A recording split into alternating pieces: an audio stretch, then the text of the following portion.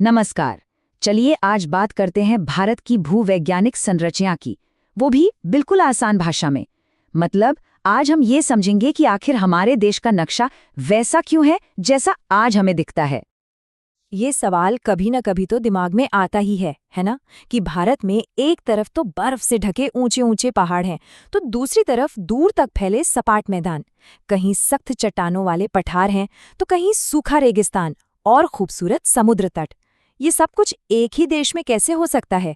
और इस सब का हम सबकी जिंदगी पर क्या असर पड़ता है? इस पूरी उलझन को सुलझाने का एक बहुत ही आसान और मजेदार तरीका है। चलिए ऐसा सोचते हैं कि भारत एक बहुत बड़ा रसोई घर है। जी हाँ, एक किचन।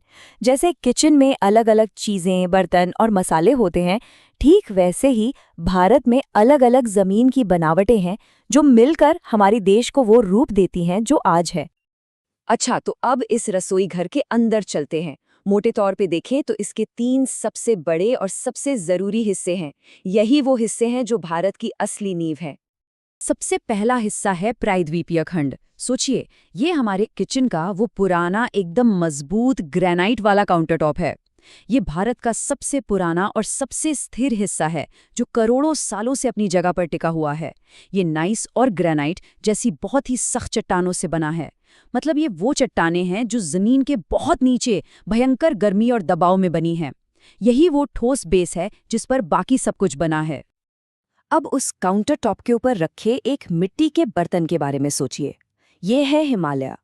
ये उस पत्थर के काउंटर टॉप के मुकाबले बिल्कुल नया, लचीला और थोड़ा कमजोर है। असल में तो ये आज भी बन ही रहा है।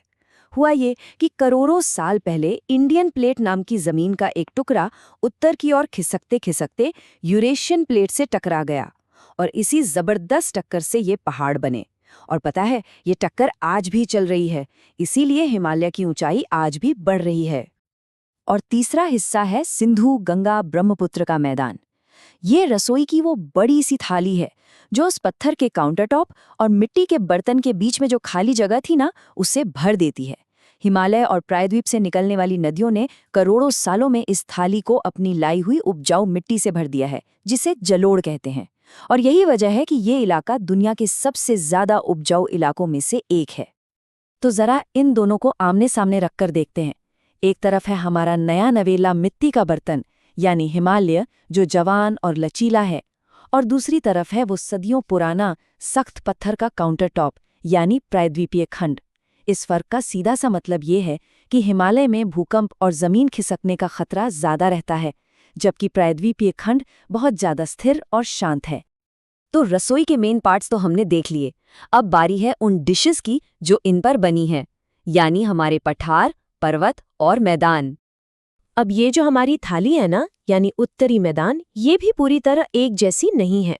जैसे ही नदियां पहाड़ों से नीचे उतरती हैं, सबसे पहले वो भाभर में पहुंचती हैं। ये एक ऐसा इलाका है जहां इतने कंकड़ पत्थर हैं कि नदी मानो उनके नीचे गायब ही हो जाती है। फिर आता है तराई, एक दलदली और नम इलाका जहां वो गायब हुई नदियां फिर से जमीन पर दिखने लगती हैं। और आखिर में आता है विशाल जलोढ़ मैदान, जो पुरानी मिट्टी बांगर और नई मिट्टी खादर से बना है। अच्छा, तो ये मैदान इतने ज़रूरी क्यों है हमारे लिए? सीधी सी बात है, यहाँ की मिट्टी इतनी उपजाऊ है कि गेहूं, चावल, गन्ने जैसी अहम फसलें यहीं उगती हैं। इसी वजह से देश की सबसे ज़्यादा आबादी भी इसी इलाके में रहती है। यहाँ नदियाँ एकदम आराम से लहराते हुए चलती हैं, जिन्हें विसर्प कहते हैं, और कभी-कभी तो इतना घूम जाती हैं कि उनका कोई हिस्सा कटकर अलग हो जाता है और बन जाती है एक गोखुर झील। चलिए वापस चलते हैं अपने पत्थर के काउंटरटॉप पर, यानी प्रायद्वीपीय पठार पर। ये बिल्कुल भी सपाट नहीं है जैसा शायद लगता हो। इसकी औसत ऊंचाई ही देखिए, समुद्र तल से 600 से 900 मीटर। मतलब ये एक बहुत बड़ा ऊंचा उठा हुआ इलाका है जिसमें दक्कन और मालवा जैसे कई पठार शामिल हैं। और पता है, इस काउंटर टॉप की भी अपनी एक सबसे ऊंची चोटी है। इसका नाम है अनायमुडी, जो पश्चिमी घाट की अन्नामलाई पहाड़ियों में है।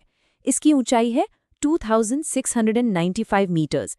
ये बात हमें बताती है कि ये काउंटर टॉप सिर्फ पुराना और सख्त ही नहीं, बल्कि बहुत विशाल और तरह तरह की खूबियों वाला भी है। अब मेन कोर्स तो हो गया, पर कहानी यहाँ खत्म नहीं होती। हमारे इस रसोई घर में कुछ बहुत ही खास साइड डिशेस भी हैं।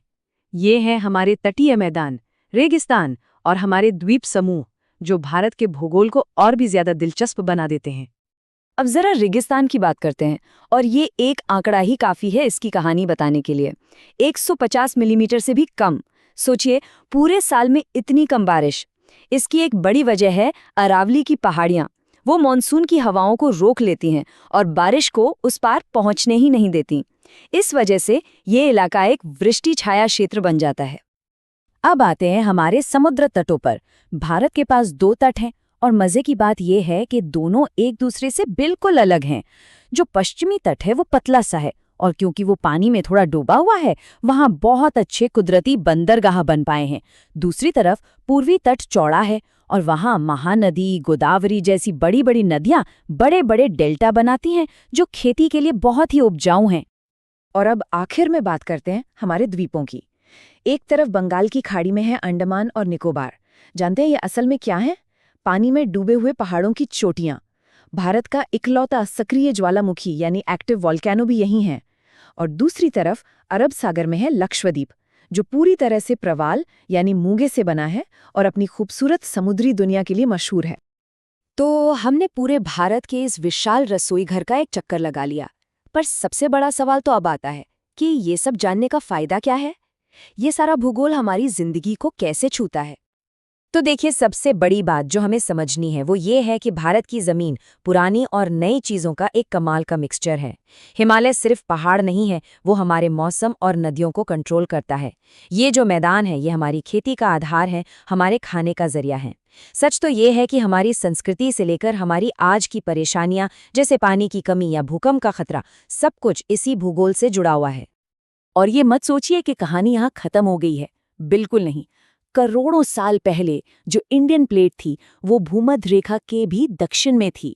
वो धीरे धीरे इंच दर इंच खिसकती हुई आज यहाँ पहुंची है, और ये सफर अभी भी जारी है। इसका सीधा मतलब है कि भारत कोई स्थिर जगह नहीं, बल्कि एक जीती जागती बदलती हुई जमीन है। और इसी सोच के साथ हम आपको छोड़े जाते हैं। अगर ये प्लेट आज भी खिसक रही है, अगर हिमालय आज भी लगातार ऊंचा उठ रहा है, तो जरा सोचिए, आज से लाखों साल बाद का भारत कैसा दिखेगा? उसका नक्शा कैसा होगा?